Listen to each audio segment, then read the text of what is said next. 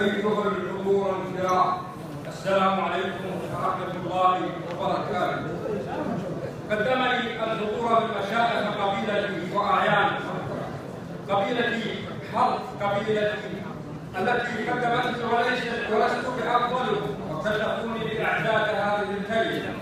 وبما أن خير الكلام ما قل وكل، فأقول إنه لمن دواعي سرورنا أن نلبي دعوتكم بعد أن شرفتمونا بحضوركم في القصير بالحفل الذي أقامه شاعرنا القدير الشاعر ورجل الأعمال بالغ بن أنس البيضاني،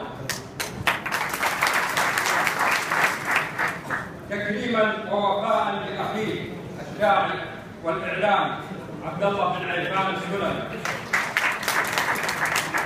ونحمد الله ونشكره ونثني عليه أن من علينا وأسعفنا بالوقت لكي نلتقيكم هنا مرة ثانية بالجموم وهذا مصيب النصر.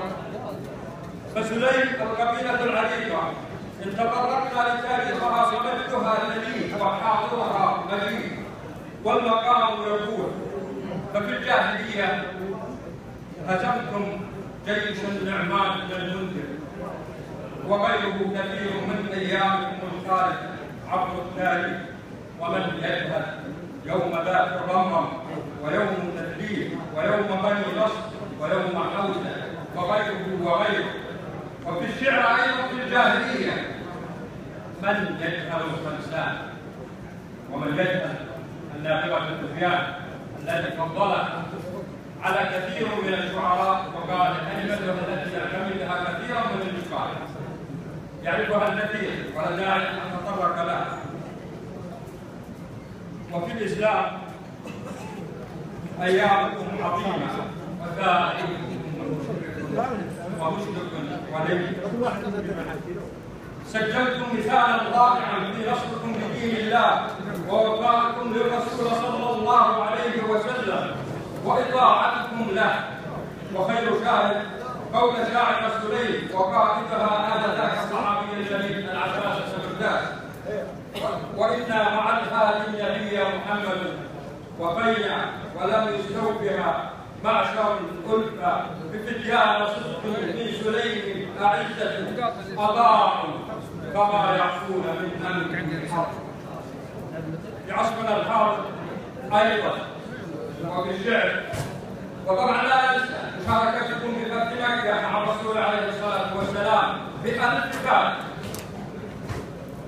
وفي عصرنا الحاضر وبما أن المجال ومن جمعنا هنا هو الشعر وهم الشاعران بالغ بن أنس البيضاني وعبد الله بن عيفان السلمي، فتتطرق الشعر في عصرنا الحاضر من لا يعرف شاعر المحاورة الكبير محمد بن بكر السلمي وعبد الله السلمي أبو مسعود، رحمه الله من توفى منهم وأبقى الله يريدهم.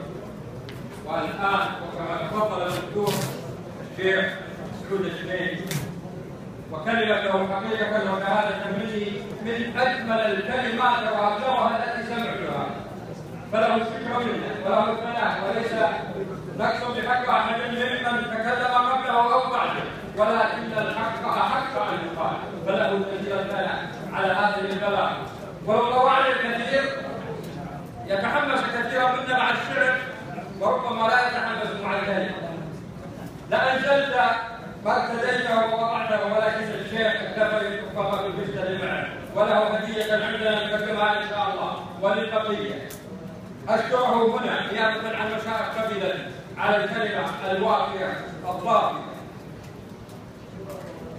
وشاعرنا اعتبره الدكتور سعود الشنيدي رمز لقبيلة سليم شاعر والإعلام عبد الله بن عيفان السلمي، ومن الشكر وله الثناء، فإنما يعد وفاء وتكريما لشاعرنا الكبير فارس الحدث البيضاني. وعندما تكلم اعتقد الشيخ عمر ونحن في القصير وقال لن انزل على الميكروفون الا تحكمني موعد، فقلنا نسق مع الشيخ فارس البيضاني وتم التنسيق وحضرنا ملفين. شكرا لكم ولحفاوتكم غير مستقرة التي وجدناها بنا منذ أن دخلنا منطقة مكة ومن الخارج، والاتصالات تأتينا من رجالات منكم من نذكره ومنكم من هو من مشايخهم أو أعيانهم. وقديما يقولون الرجال البادية شيخة سيف أو مرسل، ذهب السيف وبقي الكرم والجود والوجاهة والمشاعر، وتكون الأرض البشاشة والقرى، ونحن وجدنا بشاشة وقرى وترحاب وبلاغ، فلكم منا جزيل الشكر، والسلام عليكم ورحمة الله وبركاته.